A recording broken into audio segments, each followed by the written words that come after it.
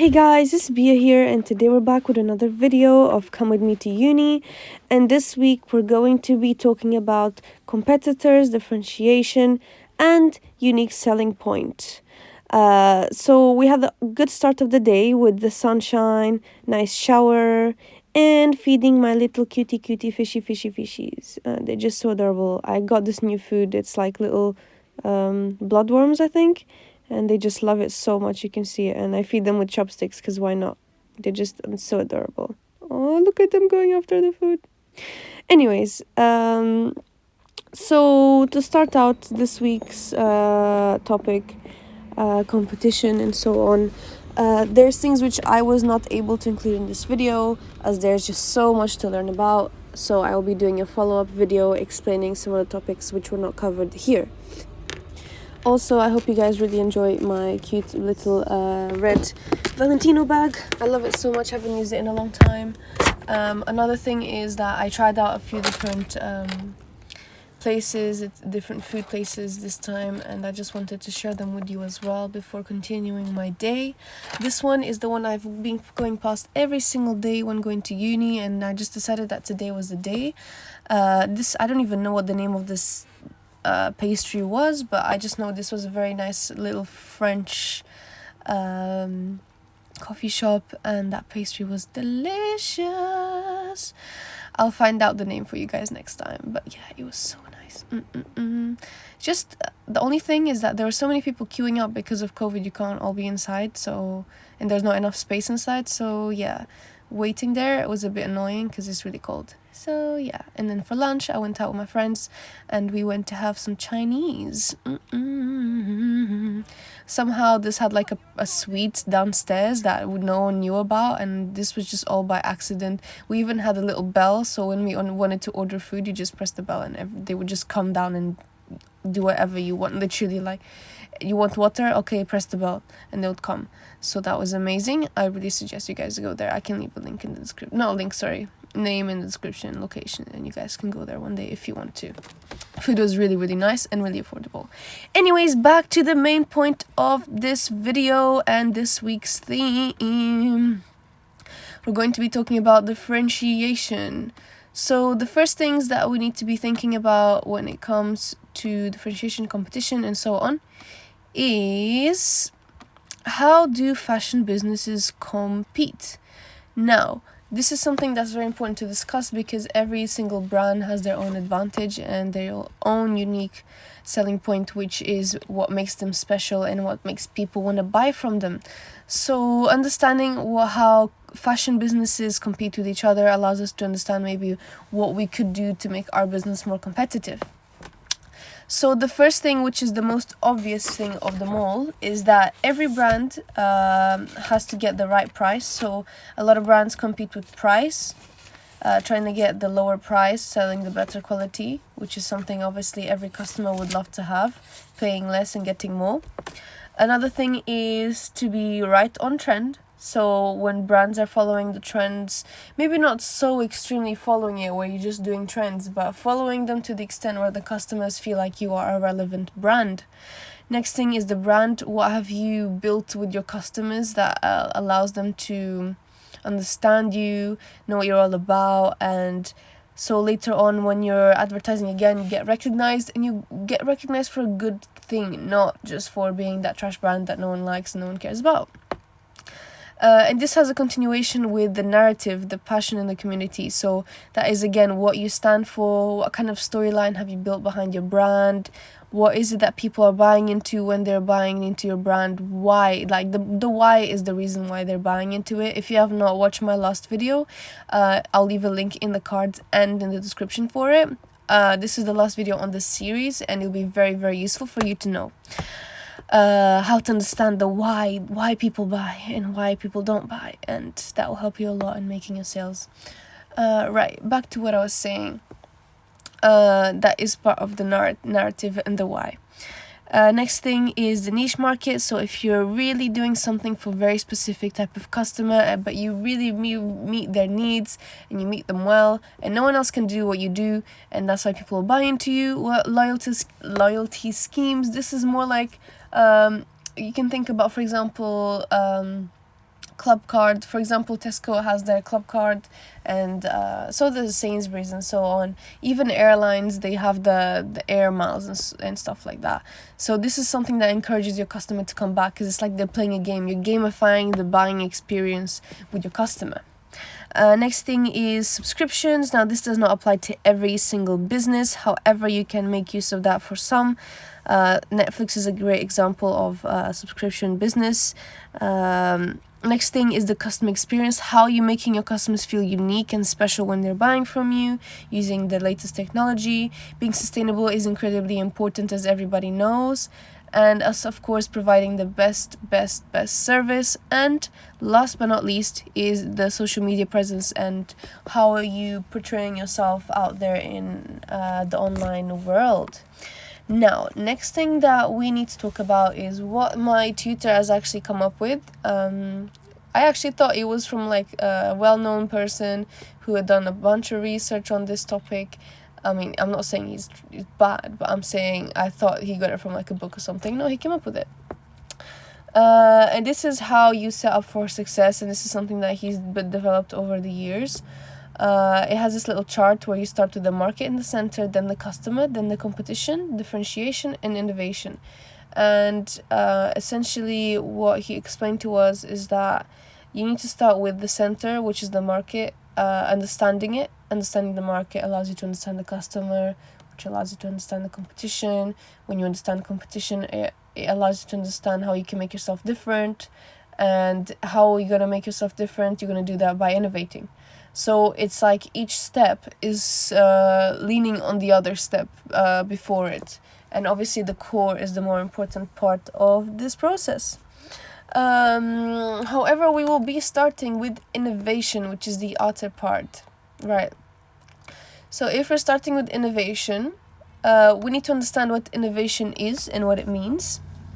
Now, innovation is essentially creating value from ideas. So first thing, it needs to make financial sense. So this idea needs to be giving you some sort of profit in some way. You need to understand that for it to survive, it needs to be functional, and it needs to create, bring that money to your pocket. And also it needs to create value for your customers. So they have to feel like they're gaining something out of this product, wherever it may be that you're providing for your customers. Enjoyment, fulfillment, making them happy, making them comfortable, providing a solution for their problems, whatever it may be that you're doing. Now, there are some challenges to doing this, and there are some ways in which people are doing it. For example, in today's world, there is a rapidly changing consumer taste, so it's sometimes really hard to have a grasp and have enough time to develop a product that will meet their needs. Sometimes staying relevant to customers is difficult, keeping up with constantly changing things. And also everything that you do, that you innovate, is going to come at a cost. Last but not least, I would like to add that the fact that we're increasingly a global market means that you're now not only competing with the people in your area. Now you're suddenly competing with someone from... So if you're in the UK, you may be competing with someone in the US, in China, in, I don't know, France, Russia, whatever it may be. You're not only competing with the immediate people around you. It's literally, it can be from anywhere, because customers can buy the same thing from anywhere in the world. So that's something we need to watch out for. Now on to some more theoretical stuff, but that is also very important for you to understand. And these are the types of innovation. So you can then choose what kind of innovation you're going for, what you're thinking of doing for your own brand, and what are you planning on doing, and how you're feeling about it. So if you want to take more risk, less risk, and so on. So one of the things that we have is incremental. Now, incremental is essentially a gradual change, comes at a lower risk, lower budget, as you can do things slowly and over time, change and adapt things. It also builds on your core product, so you can start with one. For example, Coca-Cola, they started with one, and then over the years, they've added different levels. You can have Diet Coke now, zero sugar. You can have Coke that has cinnamon, vanilla, and so on. So you can change the original core product, and also allows you to stick to the same thing, so you don't confuse your customers. Next thing could be the radical. So radical type of innovation is when you're doing something revolutionary, like you completely change what you're doing overnight. This can have a widespread effect, so it could affect your competitors quite a lot if you are successful. And it can replace existing products or services. For example, the laptops and the mobile phone that we use now, they replace the old phones that were, I mean, some people still have them, but most people don't. The old phones that you just have at home, no one really has that anymore. However, this is very risky. So when you have a very radical, revolutionary thing happening, there's a high chance that people might not be ready for your product. So it might be great, it might be amazing, but maybe if people are not ready for it now, they might be ready for it 2-3 years from now. Next thing is the sustaining type of innovation. So this is very similar to incremental. However, this is based on the fact that you regularly giving updates to your product. For example, iPhones every year or every other year, they put out a new model of their iPhone just to keep innovating slowly their products, making them better. Or you can have disruptive, when you can have something completely new, either a product or a market. People haven't seen it before, people didn't understand it. This is very high risk, but it can be potentially very successful. For example, Netflix. Before Netflix, people used to have to buy CDs and so on, and then that came along, and now that is completely gone. So that was extremely successful, and people have been loving it. So that is something for us to think about and consider when we are creating our products. Are they way far off? Or are they just a small innovation that is continuing forward from what everyone already knows? And how likely is it to backfire, and how likely is it to be taken in well by people? This is also why research is very important. Now, next thing we need to talk about is the competitive awareness, as that is our second layer, it's another layer of our little pie chart. And the reason why we need to know this is because we need to understand our competition so we can understand what to do and how to do it in the best way. So there's a model called Porter's 5 Forces, which essentially allows us to analyze markets and create strategies for us to better compete against our competition. Compete, repeating the same words over and over again. Right, so Mr. Porter, he came up with this model many years ago. And at the center, we have the rivalry amongst the existing competition. And then you have the outer powers, which affect what's happening on the inside. Now, starting with bargaining power of suppliers, that is essentially, the buyers. How much power does your buyer have in comparison to you? So, to put this into a more understandable ways, how can your customer affect the quality or price of your products or services? And they have the most power when there are a few customers and a lot of sellers. So if there are less people to buy and more people to provide the product, obviously the customer will have more power of choice. The products that you sell are very similar to your competition. And the customer can easily switch between you and the competition. And if the products are very costly for the customers, they're more likely to be very selective. Next thing is the threat of substitute products. So is there another product or service that meets the same needs in a different way, but it's going to substitute yours? Next thing is bargaining power of suppliers. Now, this can be your manufacturer. If they're giving you very specific material or supplying something very unique that no one else is supplying, then they have more power than you do. Threat of new entrants. Is it easy for someone else to also set up a business in the same industry, in the same space as you? If it's very easy, then there's higher likelihood of them coming in and competing against you. If there is something called a high barrier to entry, so essentially more steps and more barriers to coming into this industry, then the threat of the new people coming in is very low because it's more difficult for them to come in. So this all depends on how easy it is for them to enter this type of business. And last but not least is the rivalry amongst the competition. So if there is more rivalry, obviously prices might go down and profits will go down as well. Right, so the next thing I would like to just explain then is how to apply this to fashion. Now, first thing we should mention is that fashion, in terms of the buying power of the consumer, you have very, very low choice, and they have much more power because there is literally so many brands, so many fashion brands that sell this very similar things. Like, we're essentially all doing the same thing. We're covering people, we're clothing people. Threat of substitutes, low, because there's no other thing that can really do the same job as clothing. You can't have another type of product, so it's only other clothing brands that can fulfill the same purpose. Next thing is the supplier power. So there is a lot of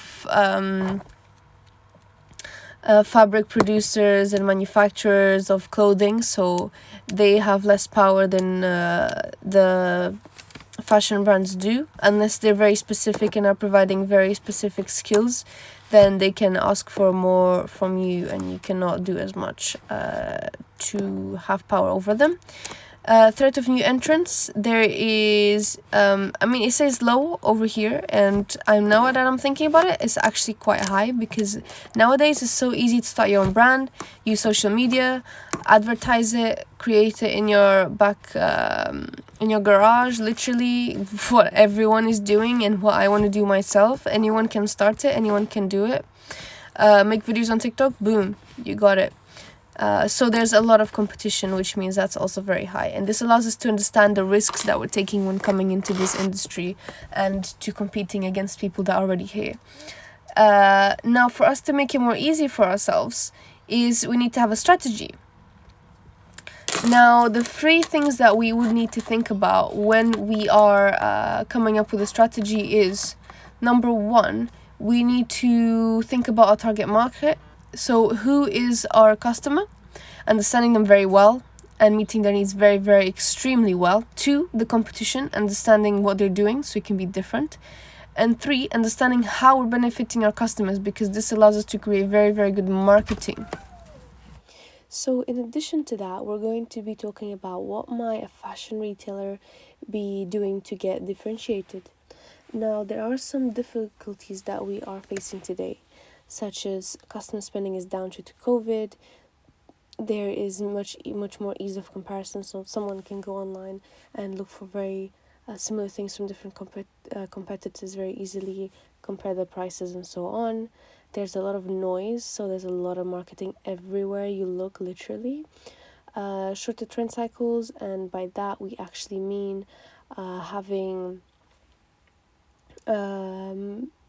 quicker shifts, like for example Zara, I believe it's every 2 weeks there's new collections, or the range. Having a bigger range is more difficult than a smaller one, and there are certain companies that actually do very well with having a wide range of things, such as Amazon. They literally sell everything and anything you can think of. Not everyone is able to do that. Ease of returns. It's very easy to return things. ASOS, for example, very good with returns, making that easy for the customer. And we have the loss of customer trust, which a lot of companies have actually had, because they, for example, they greenwash their company, but really they're faking it, and then customers find out and they don't trust the company anymore. So that's very important things that we need to consider.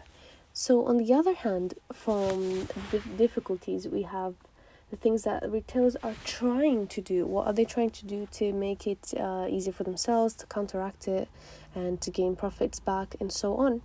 So we have, first of all, store experience. Not all of us will be able to afford to have a store, especially in the beginning. So this comes in later on, but store experience is very, very important. It shows your whole brand physically, not just as a picture or an image or a video. It's a physical 3-4D experience that you can have the smell, the light, everything, the feel of the place. Online, again, website has to be on point. And in addition to that, some brands go as far as doing click and collect and so on to create convenience for customers. Obviously, not all of us can do that again. But anyways, convenience, technology, and social media being easy to find, easy to use, easy to buy from us, easy to return to us. Everything that is easy for the customer is going to make them want to come back because their experience was amazing, and that's what we want to create. And so that is something very important. Lastly, sustainability. We all know we all need to improve on that. This is where the fashion industry is going towards, and it's not going back anytime soon. So how are we going to make our benefits and our strong points better? Here's a few things that we can think of. First of all is the product. So how can you make it better? Better function, better, for example, better price, better quality. What can you do to make it better than competitions? Service, again, at the point of sale, easy to buy. After sale, easy to return. That's literally all that is. And making that experience for them, again, super, super important. It has to be enjoyable, and it has to be memorable as well, as much as you can. Trying to ingrain everything you can into the customer's brain to literally make them never forget about your company and about the experience with you. It has to be amazing, a 5-star experience. The channel, so where are you sourcing your stuff from? Which country, that might be important for your customer, that it was made in the same country, for example. Personnel, that comes on the staff, so hiring people who have the same beliefs as you in your company, or the same type of, like, for example, if you're very hardworking, you can have very hardworking employees, and so on. Make sure that they all follow the same type of vibes that you have. And the brand image, making sure that is strong and concise throughout all promotions and marketing and social media and everything. So yeah, that is the end of this video. I would just like to mention that there was 2 other things that I was not able to include in this video, just because there is so much to learn and so much to do. One of them is the 5 steps in the buying process of the customer. So the point in which they learn about your brand to the point in which they buy, there's a lot of different steps, and you have to make sure you get them right. So I'll be explaining that in another video coming soon. So essentially that is the customer journey, how to make an enjoyable customer journey. And the other one is going to be mapping your competitors. This is very important so that we can understand where we stand in between us and what is already existing in our market and how we compare. Okay, so that is pretty much it. Thank you so much for watching this video.